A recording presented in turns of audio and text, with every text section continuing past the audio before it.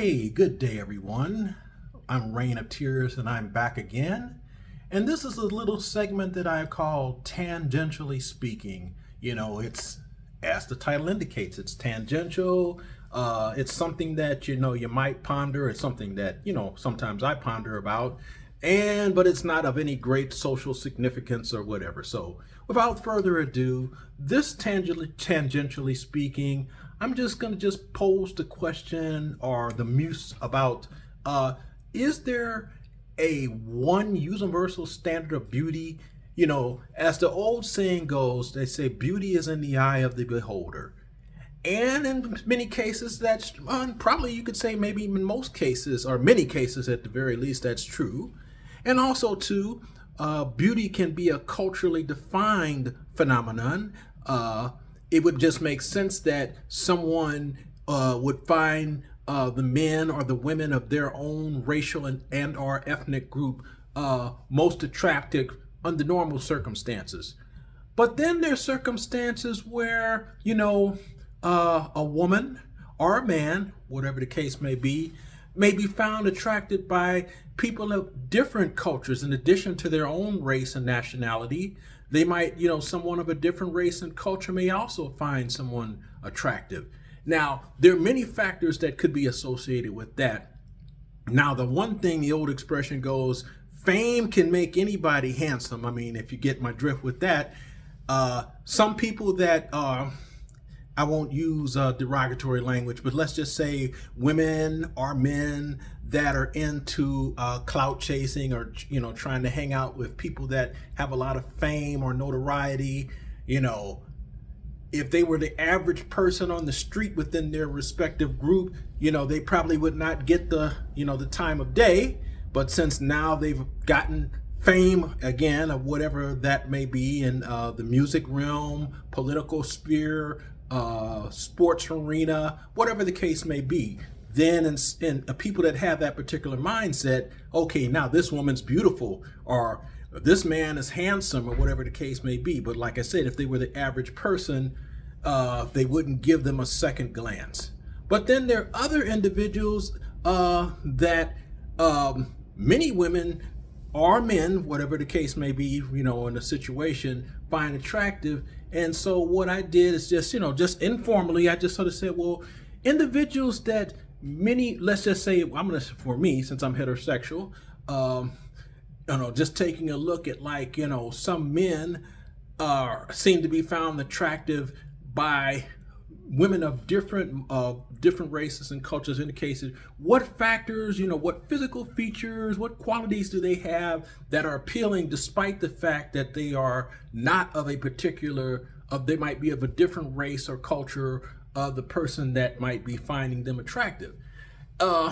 Many of the factors is that someone that has an exotic background or has quote unquote exotic features, those are the individuals that I've noticed that tend to be able to, go cross-cultural or cross in terms of beauty standards are being considered handsome. And by that, I mean, it's someone that's maybe, let's just say we'll start with different types of groups. I'll explain what I mean. It's kind of an interesting phenomenon. Okay, so let's say a foundational Black American, AKA, also known formally as a Black American or, a descendant slave of the United States, etc., whatever, a male or whatever.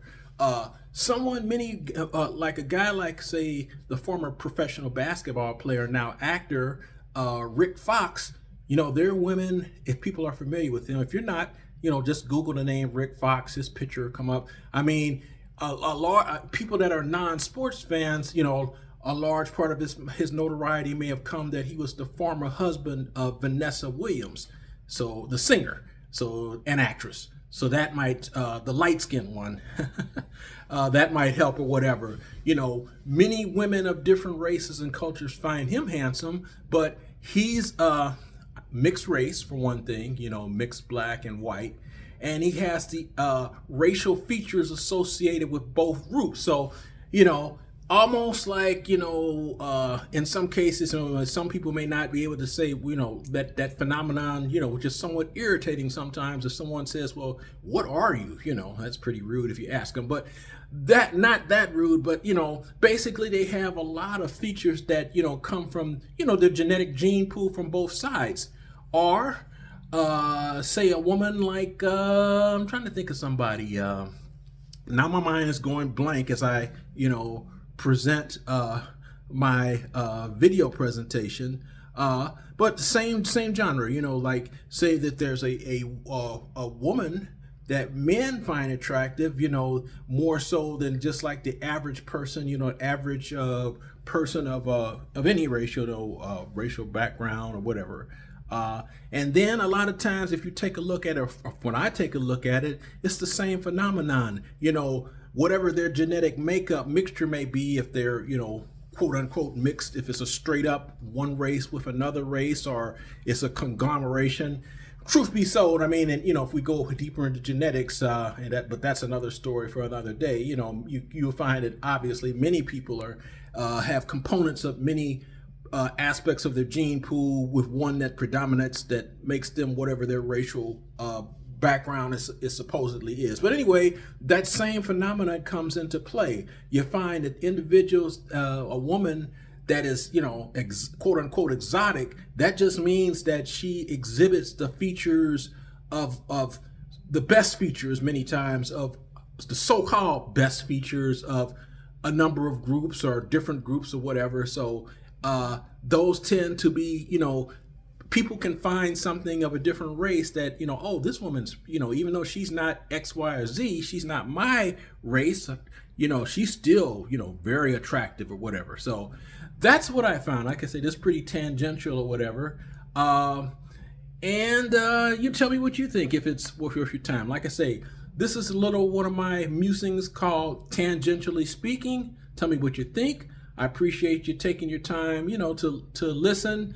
And as always, have a good life, and I will talk to you the next time. This is ReignofTears signing off.